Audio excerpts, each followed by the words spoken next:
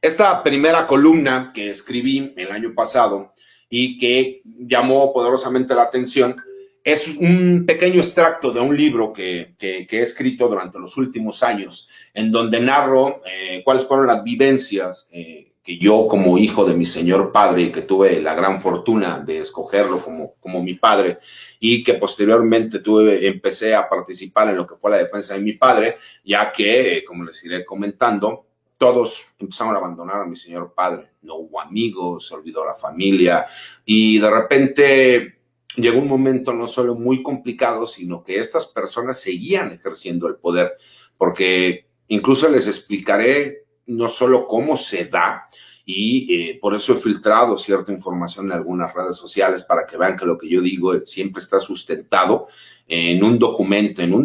pero un documento legal. Por ejemplo, esa información de ese radiograma de carácter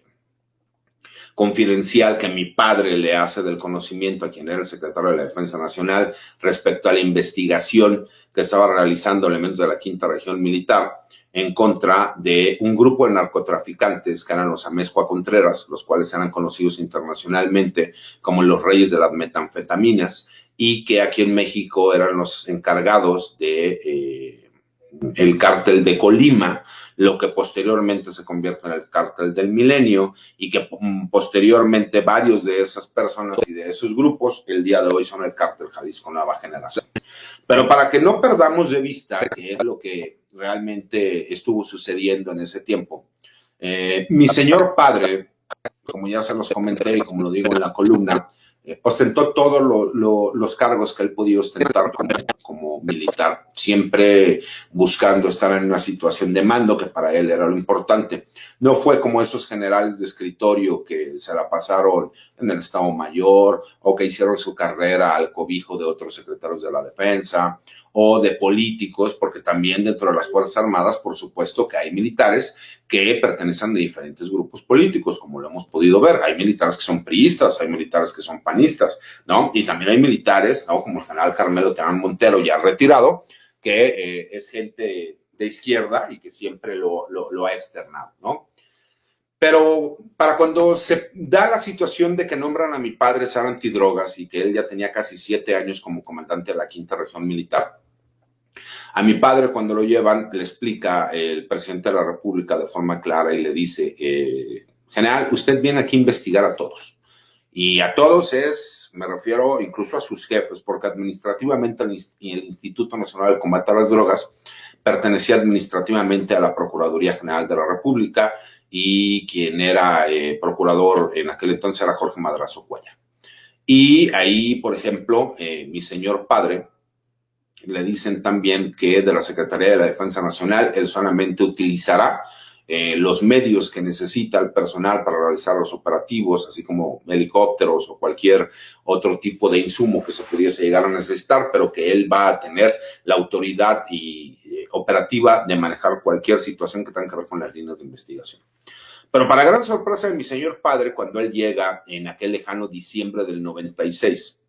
a mediados de diciembre del 96, al Instituto Nacional de Combate a las Drogas, se da cuenta de que realmente es una institución que tiene un nombre, pero que está desmantelada. De 300 supuestos elementos que existían en aquel entonces en ese extinto Instituto Nacional del Combate a las Drogas, curiosamente nada más trabajaban 36, porque había cerca de 200 comisionados para andar de escoltas de políticos, y los demás se encontraban de licencia ilimitada por cuestiones de salud.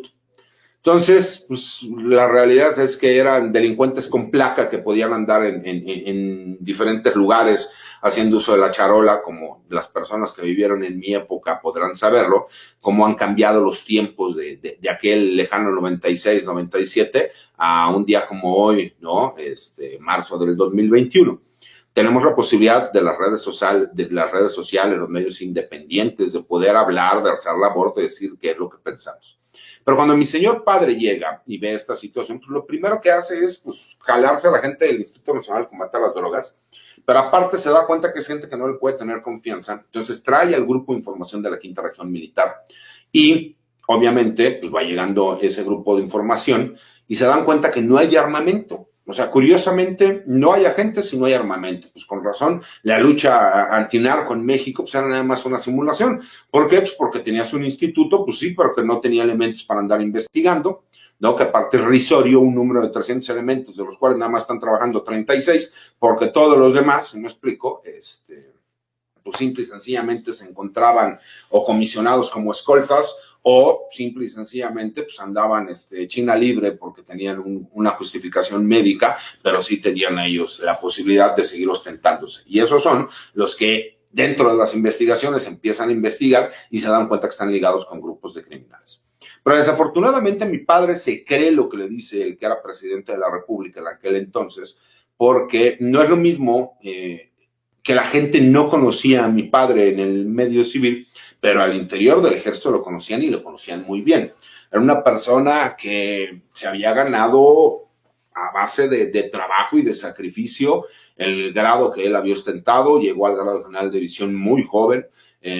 no como Enrique Cervantes Aguirre, que de capitán a coronel llegó en un sexenio y luego de coronel a general de división en otro, ¿no? Ese es el tipo de generales que les digo que andaban detrás de un escritorio boleándole los zapatos a los políticos y que terminaban ascendiendo, no por tanto por mérito de trabajos en campaña, sino porque sabían realmente a quién bolearle los zapatos.